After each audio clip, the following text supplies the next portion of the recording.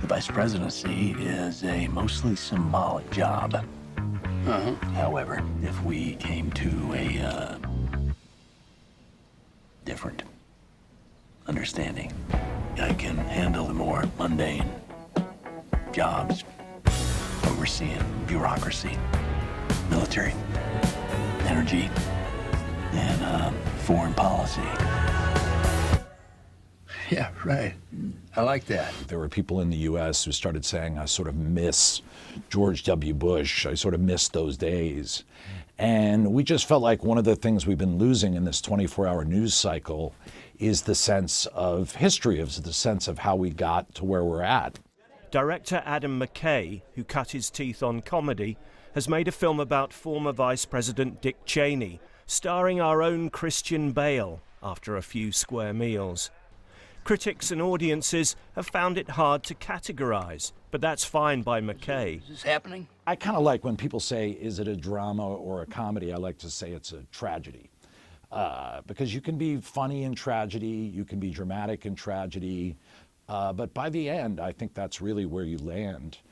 You know, I think with the world so upside down right now, structurally, we felt an obligation to play with it.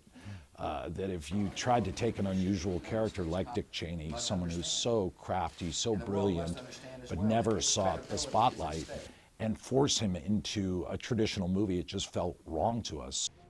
You're sorry. One time is I'm sorry.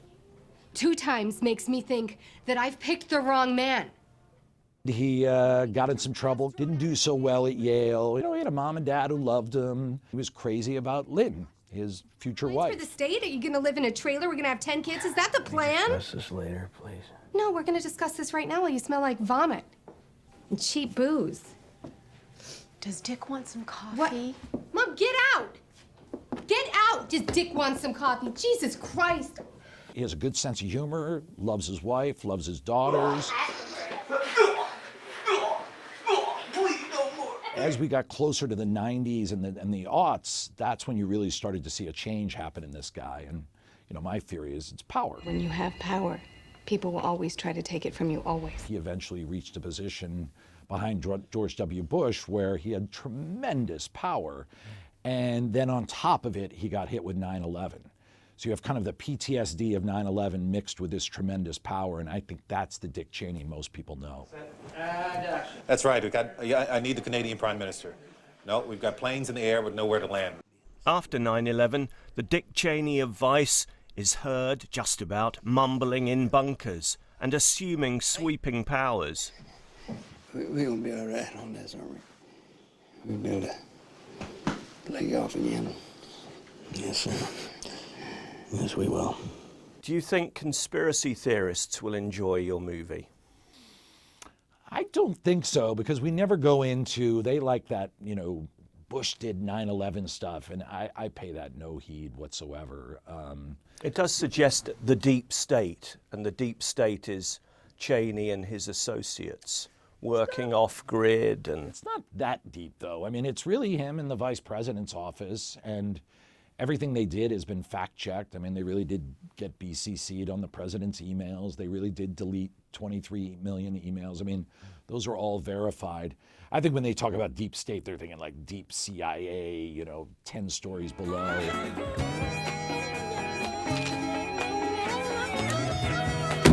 What in the hell's diversity? Well, I could be wrong, but I believe diversity is an old wooden ship that was used during the Civil War era. Ron, I would be surprised. Now, you gave us Anchorman, which took a well-deserved pop at television news. Didn't go far enough, many of us might feel. Do you have any sense, without being too pompous about it, that, you know, you can't rely on news? News isn't doing its job of holding the powerful to account, and therefore it's up to, well, Hollywood. God, I hope not. We'll chip in. I think you can do certain things with movies that you can't do with other mediums. You can get into character, you can amplify, you can use impressionistic techniques, you can do portraits of individuals. But, you know, the truth is there's still a lot of great journalists working away. In fact, all the research for this movie came from great journalists. You've seen that here it's all about Brexit. Does that excite your movie-making glands in any way? Oh my God! I hope how I make movies is not through glands. Well, and I hope they're not excited. Do you think there's a narrative that you could do or would wish to do something with there? I think it's remarkable how similar it is to what's happening in America. I think you guys are in a little better shape than we are. I hope you do a vote. You never go wrong with democracy, basically. Although, is that right? Are you sure about that?